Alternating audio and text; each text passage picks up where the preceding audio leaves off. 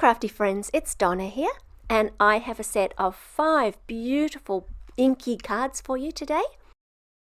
These combine papers with some beautiful stained glass style dies from the Alora range from Paper Rose Studio.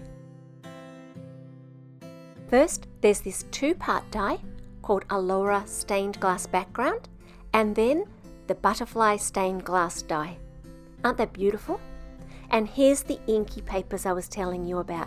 A couple of them have some fabulous tree designs that I really want to make the most of. I'm going to tape both parts of this stained glass window die together to run it through my die cutting machine, and also run the butterfly die through. You can see down on my work mat the border that was made by using the 2 dies together, and now I'm going to poke out all the little pieces. I like to do as much as I can while my die cut is still in the die, and then remove it and tidy up anything that's left over. Here are the 2 dies, and here's a shot where you can actually see them. Let's start with one of those beautiful tree papers. I do not want to cover this up, and so I'm just going to simply add this frame, which has been cut from a beautiful Shimmer cardstock, and add a sentiment. I'll talk more about the sentiments and ways that I've adapted them at the end of this video. These stained glass dies and the coloured papers behind are just such a lovely match. They really do give a lovely stained glass effect. I'm making sure when I glue the back to use tiny dots, but also to glue anything that's going to potentially get flipped up, like the antennas or the tips of the wings.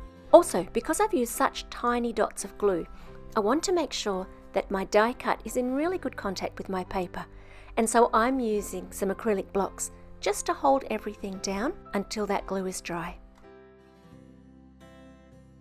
Let's go back to that 2-part die. If you use just the outline, you can cut a matching sheet to go with the front, and that's what I've done here. I'm going to pop this up with some foam. For those of you who've been following along for a while, this foam is still nowhere near running out, and so we're destined to all see blue foam behind my popped up elements for quite a while to come. I've chosen a beautiful ivory cardstock for this card, which goes with the Shimmer cardstock that I chose for my stained glass frame, and I'll link everything below. If for you this look that you see here is too busy, you might like to think about putting some vellum behind your die cuts, and I'm going to show you a couple of ways to do that now. Vellum is notorious for wrinkling when it gets glue on it, but it can be done. I'm using quite a dry tacky glue, and I'm spreading it really thinly, using my fingers even, so that I don't have enough moisture to warp the vellum. The other thing that I'm doing is immediately removing any extra glue that I can spot. And that is dried really flat. But now I need to take care again when gluing it down to my card base. So I'm using the glue that I can see through the vellum as a bit of a reference for where to put my small dots. And that's going to help me have a beautiful flat card with no warping.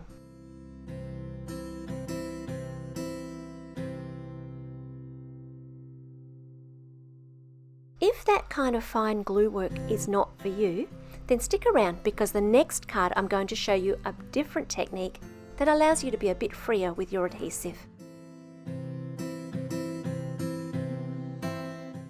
Both of these Alora dies have some beautiful diamonds and squares throughout the design, and we're going to use those as our anchor points, as well as the bigger sections of the butterfly in the case of this die. So to start with, I've just glued down the bodies of my butterflies.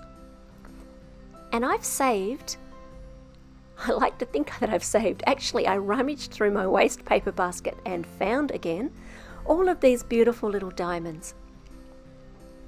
And as I glue those down, I'm just making sure that the glue spreads a little bit further than the diamond to either connect it to the outside or to connect the outside to the back, so that there's a little tiny bit of glue spread. I also further rummaged and found these little corners, and these are probably the most important things for holding everything down.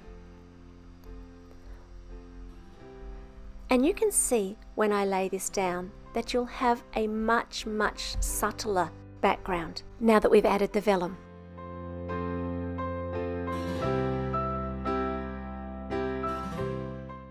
I did need to go back afterwards and put a tiny dot of glue in the center of each side where I just thought it was lifting a tiny bit. But mostly those diamonds held the whole design together.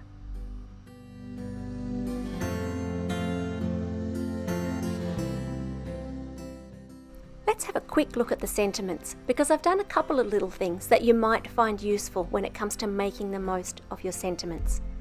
I keep my sentiments in storage envelopes, but what I wanted to show you today is some ideas for using these ticket sentiments.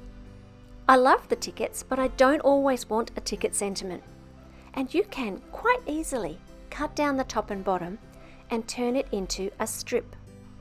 Or if the sentiment on the ticket is vertical rather than long and thin like this one, you can still cut around the words and once again have a sentiment that is not ticket shaped. Lastly, a word on adhesives. You can see on the back of this tag I have popped this up with foam tape, but I've used 2 different foam tapes. Every foam tape has its own thickness, and I've made the most of this by having a thicker tape where it's going to fall into the gaps and a thinner one where it's going to hit the die cut at the front.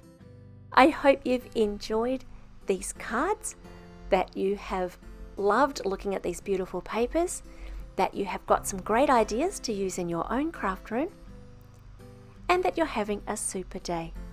Feel free to like and subscribe if you'd like to, and I will be back soon with some more cards. Bye for now.